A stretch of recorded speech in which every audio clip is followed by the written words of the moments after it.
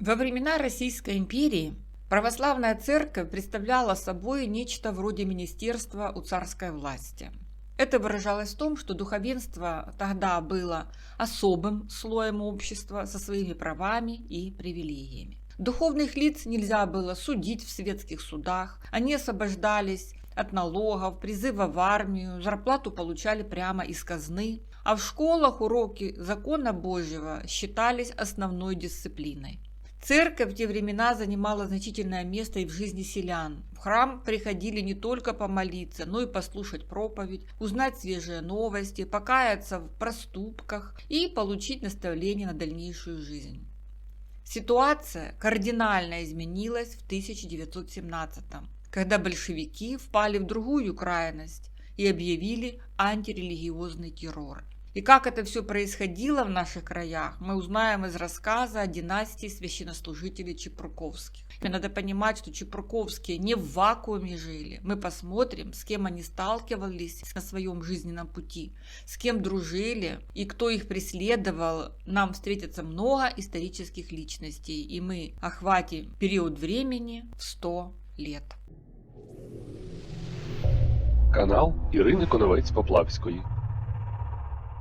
Династия ведет свой отсчет от Василия Иоанновича Корчак-Чепурковского 1834 года рождения, который взял себе двойную фамилию. Возможно, Корчак это была фамилия его матери. Некоторое время Василий Иоаннович с женой Марией Владимировной проживали в Константинограде Полтавской области. Потом это был Красноград, а сейчас Берестын Харьковской области. Семья была многодетная, всего 11 детей, но нам известно только о 4 сыновьях: Федоре, Андрее 1852 года рождения, Авксентии 1857 и Иване. В 1879-м 45-летний Василий Чепурковский исполнял обязанности псаломщика церкви святителя Николая села Хорошево Новомосковского уезда. Это Синельниковский район на реке Татарки. В 1884-м он уже занимал должность диакона и подписывался все время как диакон Василий Чепурковский. Но однажды, в январе 1988-го, он в метрической книге прописал свое имя полностью – диакон Василий Корчак-Чепурковский. Видимо, чтобы потомки убедились, что это был именно он, а не кто-то другой.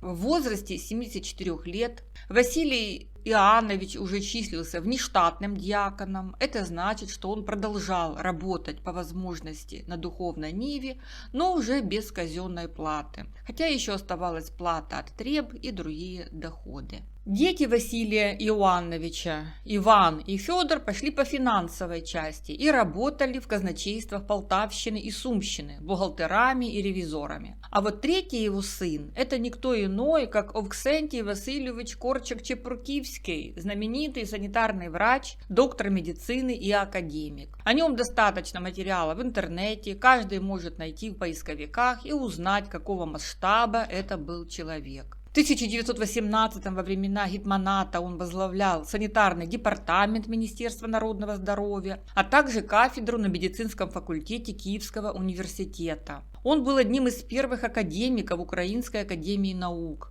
В 1933-м Авксентия Васильевича обвинили в антисоветских настроениях, постепенно отстранили и от преподавания, и от любой работы в Академии наук. Окончательно подкосило его известие об аресте и ссылку на 20 лет в Сибирь сына, известного демографа Юрия Корчак-Чепурковского.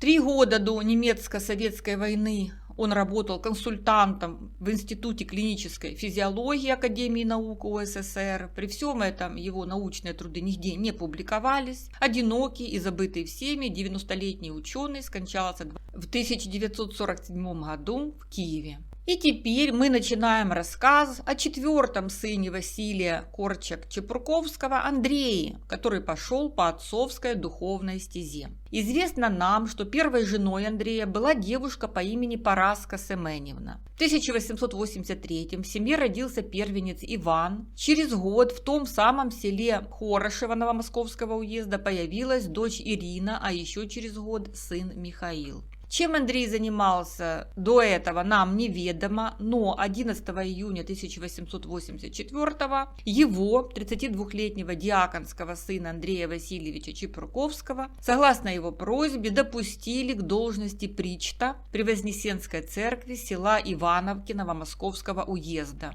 Теперь это Ивано-Ярызовка. Причт – это общее название дьяков, чтецов, псаломщиков, пономарей и тому подобное. И просьбу Андрея удовлетворили, но со странной припиской: впредь до усмотрения его способностей и благонадежности в прохождению означенной должности. Что было не так с Андреем, мы не знаем. То ли образование не позволяло, то ли поведение, непонятно. В 1888 у Андрея и Параски родилась еще одна дочь, Антонина, а через год Андрей Васильевич, видимо, доказал свою благонадежность и способности, потому что в мае 90-го уже значится в списке вкладчиков пенсионно вспомогательной кассы духовенства Екатеринославской епархии как штатный псаломщик, который сдал в онную кассу 10 рублей.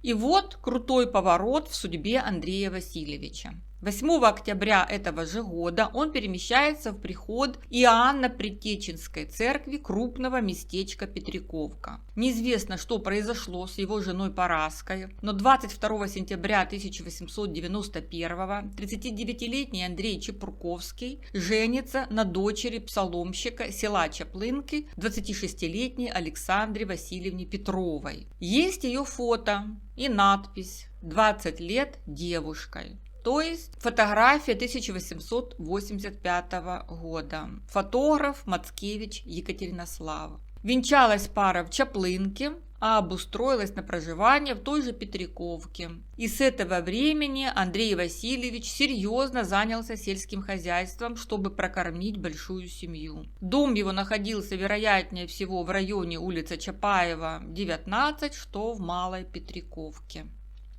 А 18 января 1893 Андрей Чепурковский перемещается на работу в Георгиевскую церковь в Петриковке на должность псаломщика. Это была красивая деревянная постройка, сооруженная в 1700-х годах. За 100 лет она, правда, стала очень сырой, и сейчас на этом месте находится районная больница. И вот так по прямой ходил псаломщик Андрей Чепурковский на свою работу. А священником тогда в Георгиевской церкви служил Владимир Катранов, который переместился сюда из Шульговки. И надо сказать, что псаломщик Чепурковский и священник Катранов находились в дружеских, равноправных отношениях, потому что служение церкви не было основным видом деятельности Андрея Васильевича. Он был крупный землевладелец, имел до 100 десятин земли, разный сельхозинвентарь, использовал наемную рабочую силу, 5 постоянных рабочих и до 30 сезонных. Это все позволило ему купить еще один дом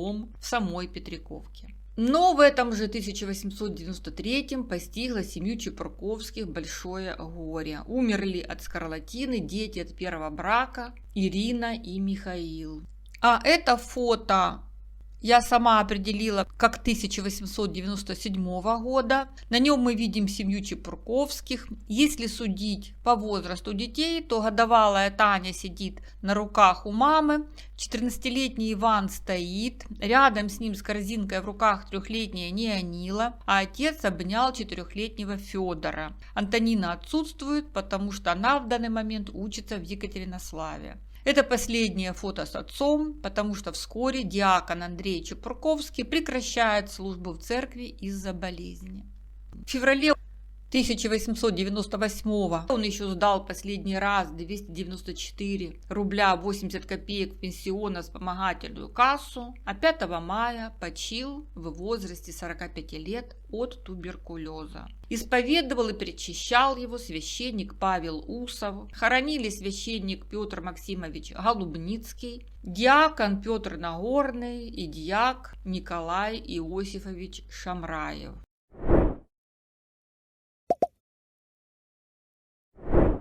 Пару слов о том, что мы знаем о провожавших диакона Андрея Чепурковского в последний путь. Это нам важно, потому что с этими людьми мы, возможно, еще встретимся, а с одним из них мы уже встречались на нашем канале. Это Николай Иосифович Шамраев, 1868 года рождения, который когда-то прибыл в Петриковку из той самой Энгельгард-Васильевки, которая батькивщина моих предков. И у нас есть видео, где мы об этом Шамраеве упоминали. Так вот, Шамраев прибыл в Петриковку в 1896 на место псаломщика, которое до этого занимал его младший брат Василий. 1 марта 1902 Николая Шамраева рукоположили в диаконы Георгиевской церкви на вакансию, и прослужил он в Петриковке 20 лет и горя не знал. Всю жизнь потом с умилением будет вспоминать он ту Петриковку вместе с чадами и домочадцами. Так ему было здесь хорошо, так замечательно, что слов нет. Но в 1914 Николай Шамраев с женой и 2 детьми внезапно переезжает в Никополь на позицию штатного диакона с казенной оплатой в очень богатую Покровскую церковь, в которой служили тогда Митрофан Краснокутский и Иоанн Харлов. Проработав всего ничего в Никополе, Николай Шамраев впадет в глубокую депрессию и в августе 15-го уже будет хлопотать о перемещении в село Покровское Екатеринославского уезда, но втайне надеется получить место в незабываемой Петриковке. И все потому, что Краснокутский и Харлов попали под следствие в связи с небрежным отношением к святым дарам. А единственным и важным свидетелем по обоим делам проходил Николай Шамраев, который под присягой показал сущую правду, которая затрагивала и священника Довголевки Илью Автономовича Татарчевского, родственника Краснокутского по линии жены. И не поверите, собственно, духовного следователя. Короче, попал Шамраев в такое спаянное родственными узами кубло. И после окончания расследования Татарчевский так разозлился на Шамраева, что начал подстрекать отца Митрофана писать на него кляузы и очернять его перед архиереем. Тогда Шамраев отправился искать защиты у самого Дмитрия Яворницкого. Казалось бы, при чем здесь Яворницкий? А при том, что Яворницкий получал ненужные церкви памятники старины, которые хранились в Покровском храме с помощью как Шамраева, так и Краснокутского. И имел выход на самого владыку, епископа Агапита Вишневского. А из-за всего этого скандала процесс передачи древностей в Екатеринославский исторический музей значительно усложнялся. Теперь Яворницкому приходилось все эти вопросы решать только через епископа. А Шамраев, пока суть до дела, не переставал ходатайствовать о переезде в Петриковку, надеясь подвинуть 2 пожилых священников Святодуховской церкви 75-летнего Александра Никитовича Успенского, а в Преображенской 74-летнего Никифора Могилевского. Но, кажется, эти чаяния Шамраева так и не сбылись, а потом все это стало неактуально. Что касается Петра Усова, который отпевал Андрея Чепурковского, то газета «Рада» в 1906 подасть из Петриковки такое сообщение. 4 жовтня вислано з Петриківки батюшку отця Павла Усова у Павлоградський повіт. Отець Павло прожив на селі більш ніж 20 років. Більш усього вразило людей заслання батюшки. Вже їздили до генерала-губернатора, та не помоглось. Оце недавно збиралась громада. Як тільки народу трохи надійшло, зараз почали балакати за отця Павла, але ж начальство людям сказало, що про це балакати не можна. Громада загула, деякі почали розходитись, а ще як побачили, що навкруги і у самій волості стражники з винтовками, то закричали «не треба». Хіба ми арештовані? Стражників убрали. Чого вам той отець Павло дався? Питало їх начальство. Він і такий сякий, навіщо він вам? Але ж люди стояли на своєму. Він для нас годний. Завіщо його заслано? Ми не знаємо, завіщо батюшка наш страждає. Кажуть, знову лагодяться їхати до генерал-губернатора, а отця Павла чуть уже заслано в монастир. Но слухи, видимо, не подтвердились, потому что в ноябре 1912 во время 34-го экстренного съезда депутатов духовенства Екатеринославской епархии при решении вопроса о поиске средств на содержание духовно-учебных заведений епархиальное начальство просило священника Павла Усова истребовать долг от свечного заводика. В общем, это была иллюстрация того православного мира, в котором жили и герои нашего повествования.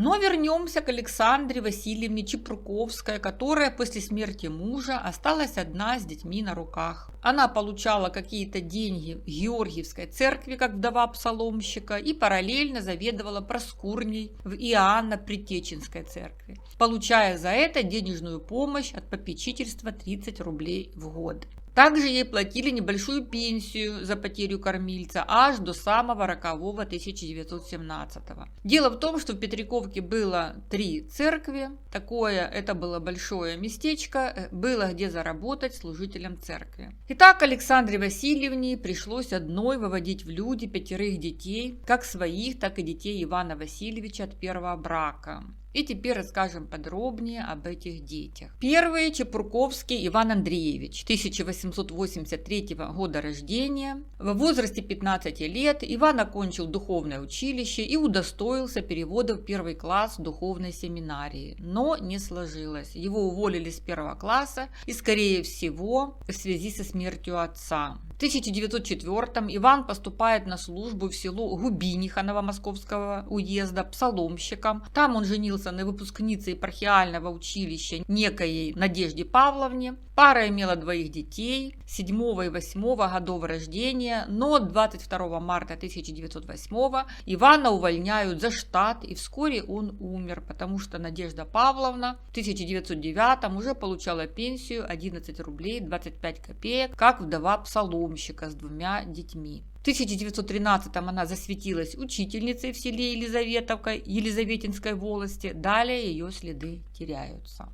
Вторая – это Чепурковская Антонина Андреевна, 1888 года рождения. Училась в Екатеринославском епархиальном училище. В 1906 окончила курс и получила аттестат. И у нас есть уникальная фотография этого епархиального училища. Помог определить это здание Валентин Старостин, известный знаток архитектуры города Днепра. На фото мы видим издалека Андрея Васильевича Чепурковского на фоне епархиального училища. Видимо, когда он приезжал по делам именно Антонины, потому что она старшая в семье. Здесь училище еще с 2 этажами. Сейчас тут сельскохозяйственная академия. А это, видимо, фото семинаристок и, возможно, тут где-то Антонина. Антонина вышла замуж за учителя Костырского начального училища Кукобу Павла Трофимовича. Костровка, Кострова, Ждановка – это было село Новомосковского уезда, так же, как и Дудковские хутора, где пара венчалась, это Ждановская волость. Антонина и ее муж были учителями. В 1910-м у них родилась дочь Галина, но, видимо, она не выжила, потому что мы видим фото этой семьи, которую нам предоставила внучка Антонины. Даты нет, но здесь на фото Антонина с мужем, сын Юрий и дочка Нина. Сама Антонина умерла после 1945-го, Павел дожил до старости и скончался в городе Краснодаре.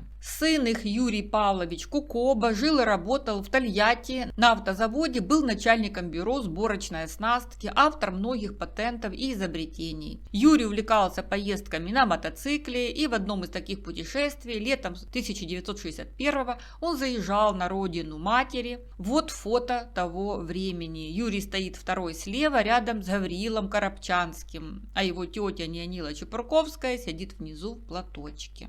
Третий – Чепурковский Федор Андреевич, родился 4 сентября 1893 года. Крестился в Георгиевской церкви. Крестная – учитель Петриковского образцового училища Ефим Тарасович Крутой и дочь священника Александра Владимировна Катранова. В 10-летнем возрасте Федор поступает в Екатеринославское духовное училище. В 1908 его переводят в первый класс Екатеринославской духовной семинарии по разряду 2, то есть не круглый отличник, но и не двоечник. И вот имеем такое фото, подписано 1911 год, Федор семинарист, Василий Ноздрань гимназист. И надо сказать, что семинарист Чепурковский был достаточно активным на духовном поприще. Он был членом миссионерского проповеднического кружка воспитанников Екатеринославской духовной семинарии, и ему разрешили даже произнести такие 3 проповеди. 22 октября 1913 в Новой Благовещенской церкви села Томаковки о почитании Казанской иконы Божьей Матери. 17 ноября 1913 в Троицкой церкви города Екатеринослава против неверующих в чудеса Христа. 1 декабря 1913 в Успенской церкви города Екатеринослава богатство не дает истинного счастья. И по окончании в 1914 семинарии Федора направили в село Новоспасовка Сретенской волости Мариупольского уезда. Сейчас это село Осипенко. Вторым псаломщиком без казенного жалования. Вскоре он стал учителем Бешевской церковно-приходской школы Мариупольского уезда. А 9 июня 15-го Федор Чепурковский перемещается на место псаломщика при Архангело-Михайловской церкви села Дружковки Бахмутского уезда. 19 января 16-го Федор переехал еще ближе к родному дому на место псаломщика при Николаевской церкви села Новониколаевки Екатеринославского уезда. Это бывшее село Чкалово Никопольского района, сейчас это село Воля. И вот 18 февраля 1916 сам его преосвященство преподобный епископ Агапит в миру Антоний Иосифович Вишневский изволил присутствовать в духовном мужском училище на уроках в пасторской школе, и во время литургии он рукоположил в диаконы псаломщика Федора Чепурковского. А через неделю, 27 февраля, в субботу первой седмицы посту, епископ Агапит совершал божественную литургию в кафедральном соборе. Это Преображенский собор на Соборной площади, во время которой рукоположил в иереи диакона Чепурковского. Как видим, Федор был очень талантливым юношей, и его ждала блестящая карьера на духовной ниве. Канал Ірини Коновець-Поплавської. 4-я – это Чепурковская Неонила Андреевна, которая родилась 26 октября 1894. Интересно, что крестные у нее были те же, что и у брата Федора. Наверное, раньше так разрешалось. Училась Неонила в Екатеринославском епархиальном женском училище. В 1912 окончила 6 класс и получила аттестат. Надо сказать, что все дети Чепурковских находились на церковном содержании, то есть за обучение и проживание не платили. Неонила вышла замуж за Гавриила Коробчанского, и о них у нас есть отдельное видео. И 5-я Чепурковская Татьяна Андреевна родилась 11 января 1896 года. Крестили ее учитель Чаплинской народной школы Сергей Трофимович Мищенко и та же дочь священника Александра Владимировна Катранова. В 1914 Татьяна тоже окончила Екатеринославское епархиальное училище. И завершим первую часть нашего рассказа семейным фото Чепурковских. Здесь мы видим Федора, Неонилу и Татьяну вместе с мамой Александрой